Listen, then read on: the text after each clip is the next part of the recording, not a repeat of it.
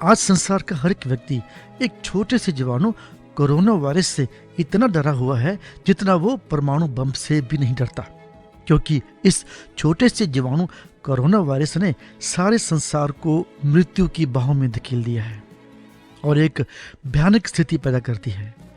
कहने को तो मात्र एक छोटा सा जीवाणु, परंतु इतना विनाशक छोटा सा जीवाणु। इससे भी छोटा जीवाणु एक और है जो इससे भी खतरनाक है, क्योंकि नहीं, आप इसके विषय अच्छी तरह जानते हैं, और वो है पाप। अदन के बाग में बस यही तो हुआ था।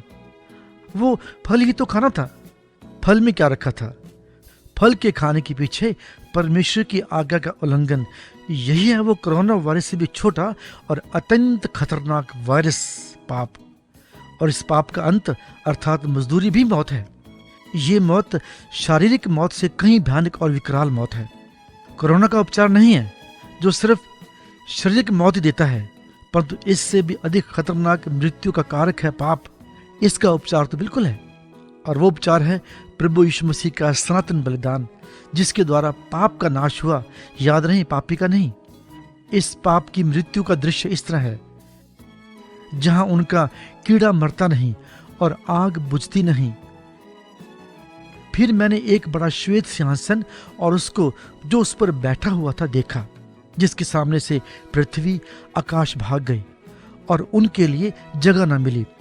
फिर मैंने छोटे बड़े सब मरे हुओं को सिंहासन के सामने खड़े हुए देखा, और पुस्तकें खोली गईं। और फिर एक पुस्तक खोली गई, अर्थात जीवन की पुस्तक, और जैसे उन पुस्तकों में लिखा था उनके कामों के अनुसार मरे हुओं का न्याय किया गया।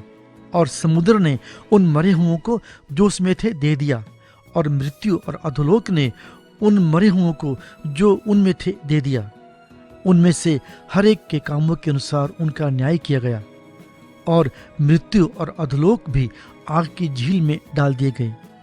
ये आग की झील तो दूसरी मृत्यु है, और जिस किसी का नाम जीवन की पुस्तक में लिखा हुआ ना मिला, वो आग की झील में डाला गया।